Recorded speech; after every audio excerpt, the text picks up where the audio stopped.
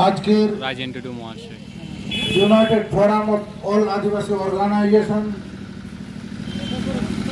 গোটা পশ্চিমবঙ্গ রাজ্য জুড়ে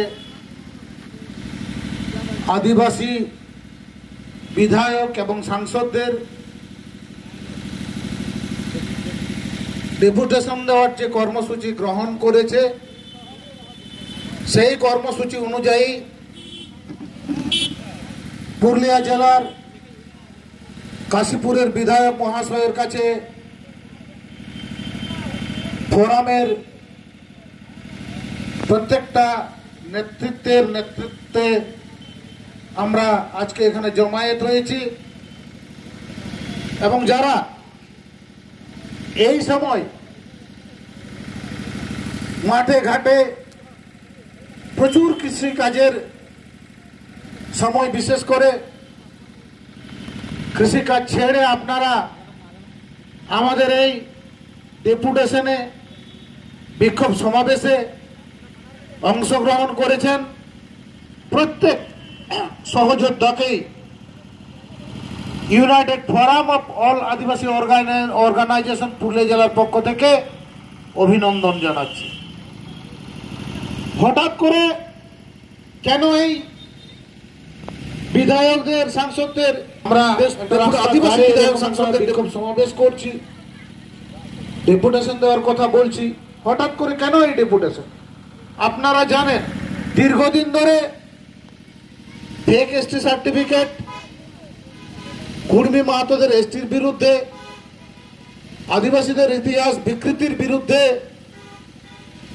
আদিবাসীদের শিক্ষা সংস্কৃতিকে রক্ষার জন্য এবং গুরুত্বপূর্ণ আর একটা বিষয় যে আদিবাসী উচ্ছেদের বিরুদ্ধে, প্রাণ প্রকৃতি ধ্বংসের বিরুদ্ধে বারবার আওয়াজ তুলে এসেছে বিভিন্ন আদিবাসী গণসংগঠন। সে আওয়াজ সরকার পর্যন্ত গেলে, প্রশাসনের কাজ পর্যন্ত গেলেও আওয়াজেই থেকে গেছে। যেহেতু আওয়াজটা গণতান্ত্রিক পদ্ধতিতে চলে এসেছে, সরকারও গুরুত্ব দেয়নি, প্রশাসনও গুরুত্ব দেয়নি বলেই গোটা পশ্চিমবঙ্গে প্রায় 50,000 ফেক সার্টিফিকেট সন্ধান পাওয়া যাচ্ছে। প্রায় 50,000 দেওয়া হয়নি বলেই প্রাণ প্রকৃতি ধ্বংস করা হচ্ছে। আদিবাসীদের কৃষ্টি কালচার, অযোধ্যা পাহাড়ে আদিবাসীদের কৃষ্টি কালচার ধ্বংস করা হচ্ছে। ধর্মীয় স্থানগুলো ধ্বংস করার পরিকল্পনা চলছে। গুরুত্ব দেওয়া হয়নি বলেই ঠুড়গা বাঁধো কাঁঠালজল প্রজেক্ট সরকার আদিবাসীদের অনুমতি না নিয়ে ওখানে করতে শুরু করেছে, যেটা 2006 বন অধিকার আইনে স্পষ্ট করে বলা আছে গ্রাম সভা যদি অনুমতি না দেয় কোনো বনাঞ্চল এলাকায়, কোনো আদিবাসী এলাকায়, সরকার কেন, যে সরকার বেসরকারি কোনো প্রজেক্ট করা যাবে না। আইনে থাকা সত্ত্বেও এই আইনকে বুড়া আঙুল দেখিয়ে এরা বারবার বিভিন্ন জায়গায় প্রাণ প্রকৃতিকে ধ্বংস করার জন্য উঠে পড়ে লেগেছে। আমাদেরকে গুরুত্ব দেয়নি বলেই ইউসিসির মতো একটা ধ্বংসাত্মক আইন, যেখানে আদিবাসীদের কৃষ্টি কালচার, আদিবাসীদের অস্তিত্ব, এই আইন লাগু হলে সবই ধ্বংস হয়ে যাবে। আগামী দিনে আদিবাসীরা যে নিজ পরিচয়ে ভারতবর্ষের বুকে বসবাস করবে, সেটাও কিন্তু আর থাকবে না ইউসিসি আইন হলে। আর আপনারা জানেন ভারত স্বাধীন হওয়ার পর আদিবাসীদের সামাজিক যে সিস্টেম আছে, সেই সিস্টেমকে ঠিকঠাক করে চলার জন্য আদিবাসীরা নিজেদের অধীনে, নিজেদের নিয়ন্ত্রণে, নিজেদের নিয়ন্ত্রণ যারা নিজেরাই করতে পারে, আত্মনিয়ন্ত্রণের অধিকারের জন্য পঞ্চম তফসিল লাগু করা হয়েছে। সেই পঞ্চম তফসিল লাগু করার পর সেখানে পেশা কানুন লাগু করা হয়েছে, যাতে আদিবাসীদের নিজেদের ধর্মীয় স্থান, নিজেদের কৃষ্টি কালচার এবং নিজেদের সামাজিক ব্যবস্থাটাকে বাঁচিয়ে রাখতে পারে। দুর্ভাগ্যজনকভাবেই যেসব ভারতবর্ষের যেসব রাজ্যে পঞ্চম তফসিল লাগু আছে, পেশা কানুন লাগু আছে, সেখানেও কিন্তু সেই পেশা কানুনের যে সুযোগ সুবিধা আদিবাসীরা পায় না। আর আপনারা জানেন পশ্চিমবঙ্গের বেশ কয়েকটি জেলায় প্রচুর পরিমাণে আদিবাসীরা বসবাস করে। এবং সেই আদিবাসী অধ্যুষিত এলাকায় পেশা কানুন লাগু হওয়া অত্যন্ত প্রয়োজন, পঞ্চম তফসিল লাগু হওয়া অত্যন্ত প্রয়োজন। সেই লক্ষ্যে আমরা কিন্তু পশ্চিমবঙ্গের আদিবাসী অধ্যুষিত এলাকায় আমরা পঞ্চম তফসিল লাগু করে পেশা কানুন লাগুর কথা এখানে আমরা দাবি জানিয়েছি। আপনারা জানেন বীরভূমের দেওচাপাচামিতে ওখানে খোলামুখ কয়লা খনি হচ্ছে। তো কয়লা খোলামুখ এরকম করে প্রচুর আদিবাসী এলাকায় কয়লা খনি হয়েছে, কারখানা হয়েছে, আদিবাসীদেরকে উচ্ছেদ করা হয়েছে, তাড়িয়ে দেওয়া হয়েছে। আদিবাসীরা বেঘর হয়ে বিভিন্ন জায়গায় এখনো খোলা আকাশের নিচে বসবাস করছে। বিভিন্ন কোম্পানি আছে, সেই কোম্পানি সরকারের কাছ থেকে আদিবাসী অধ্যুষিত এলাকাগুলো চিহ্নিতকরণ করে সেখান থেকে আদিবাসীদের উচ্ছেদ করার কথা বলে সেখানে কলকারখানা হয়। বীরভূমেও তাই হচ্ছে। 38টা আদিবাসী গ্রামকে ওখানে উচ্ছেদ করা হবে। ওই আদিবাসীরা কোথায় থাকবে, ওদের ধর্মীয় স্থানের কি হবে, ওদের কৃষ্টি কালচারের সংকটটা কিভাবে পূরণ করা হবে, ওদের জীবন জীবিকা কি করে ঠিক নির্ধারণ করা হবে, সেটাও সরকারের পক্ষ থেকে কোনো ব্যবস্থা নেওয়া হয়নি। আওয়াজ উঠছে আদিবাসীদের জন্য বাড়ি করা হবে, এই করা হবে, ওই করা হবে। আমরা দেখেছি সরকার যতবারই বলেছে আদিবাসী উচ্ছেদ হলে তাদের জন্য প্রয়োজনীয় মানে যেসব জীবন জীবিকার জন্য যেসব যা যা দরকার সে সরকার পক্ষ দেওয়া হবে, কোথাও দেওয়া হয়নি। দেওচাপাচামির ক্ষেত্রেও দেওয়া হবে না।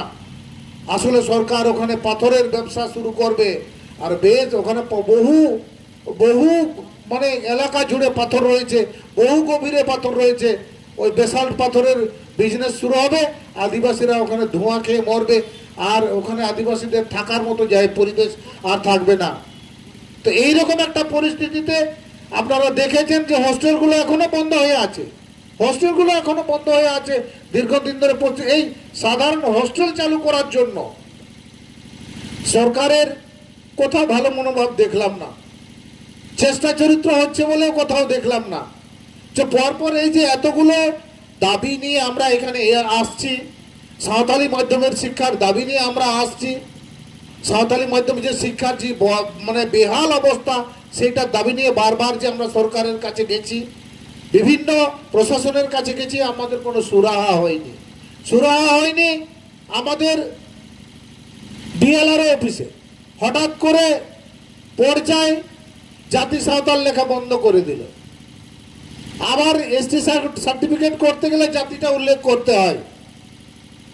মানে এই যে বিষয়, তার মানে কি আদিবাসীদের অস্তিত্বটা এটাও ধ্বংস করার একটা জায়গা। যে আদিবাসীরা যেন আগামী দিনে কোনো জাতি মানে আদিবাসী বলে একটা জাতি, সাঁওতাল বলে একটা জাতি আছে, আদিবাসীরা যে আছে এইটাকে এই আইডেন্টিটাকে এটা শেষ করার চক্রান্ত চতুর্দিক থেকে এইভাবে আমাদের অক্টোপাস থাবার মতো করে আমাদেরকে আক্রমণ করা হচ্ছে। সেই আক্রমণের বিরুদ্ধে আজকে আমরা বিভিন্ন আদিবাসী বিধায়ক এবং সাংসদদের কাছে বেশ কিছু প্রশ্ন নিয়ে আমরা যেতে চাই। আজকে শুধু আমাদের ডেপুটেশন নয়, আমরা আমাদের দাবিগুলো দিয়ে এলাম আর চলে এলাম আলোচনা করে তা নয়। আমরা আজকে সাংসদদের বিধায়কদের প্রশ্ন করতে চাই, দীর্ঘদিন ধরে যে আদিবাসী বঞ্চনা, আদিবাসীদের অস্তিত্ব খর্ব করা হচ্ছে, আদিবাসীদের শিক্ষা স্বাস্থ্যকে জলাঞ্জলি দিয়ে আদিবাসীদেরকে একটা নেকি রাস্তা ধরিয়ে আদিবাসীদের মূল স্রোতে আনার নাম করে আদিবাসীদের পুরো সিস্টেমটাকে ধ্বংস করার যে চক্রান্ত চলছে, এই সম্পর্কে আমাদের বিধায়ক সাংসদগণ এতদিন পর্যন্ত, ভারত স্বাধীন হওয়ার এতদিন পর্যন্ত যতগুলো বিধায়ক সাংসদ হয়েছেন, এখন যারা আছেন তাদের কাছে আমরা জিজ্ঞাসা করতে চাইছি। আজকে আমাদের মাননীয় এখানে আমরা কাশীপুরের বিধায়ক সাহেবকে জিজ্ঞাসা করতে চাইব, উনি এতগুলো দাবি মানে এতগুলো বিষয় যে আদিবাসীরা সমস্যায় আছে, এই বিষয়ে কতবার উনি আমাদের বিধানসভায় কথা তুলেছেন, উনি কতবার চিঠি দিয়েছেন বা বিধানসভার কক্ষে আলোচনা করেছেন, এবং আলোচনা করে কি রিপোর্ট পেয়েছেন সেই রিপোর্টটা আমরা জানতে চাই। উনি যদি না বলতে পারেন সেটাও আমরা ক্লিয়ার করতে চাই। আপনি বলুন যে না, আমি বিধানসভায় এরকম কোনো আলোচনা আমি করতে পারিনি বা আমরা চিঠি দিতে পারিনি, সেটাও আমরা আজকে লিপিবদ্ধ করে এনে আমরা আপনাদের সকলের সামনে সেটা পড়ে শোনাবো। আর উনি কি বলছেন, উনি যাই বলুন, আমাদের ধারণা উনি বলবেন যে আমি কিছুই করিনি, মানে নিট মানে মানে আমাদের যা রেজাল্ট বেরোবে তাতে মনে হচ্ছে উনি শেষে বলবেন আমি কিছুই করিনি। উনি কিছু করুন বা না করুন, উনি কিছু করেছেন বলে এখানে আমরা আসিনি, আমরা এসেছি আমাদের ন্যায়সঙ্গত অধিকারের কিছু কথা আলোচনা করার জন্য। সেই কথাগুলো আলোচনা করে আমরা বেরিয়ে আসব এবং আগামী দিনে কীরকম এইটার বিরুদ্ধে কীরকম প্রস্তুতি নেব সেটা এসে আপনাদেরকে সবাইকে জানাবো। এখন আপাতত আজকের স্বাগত ভাষণ এখানে শেষ করছি। সবাইকে উলগুলন হুলসই জোহার জানিয়ে আমরা এখানে কে কে যাচ্ছি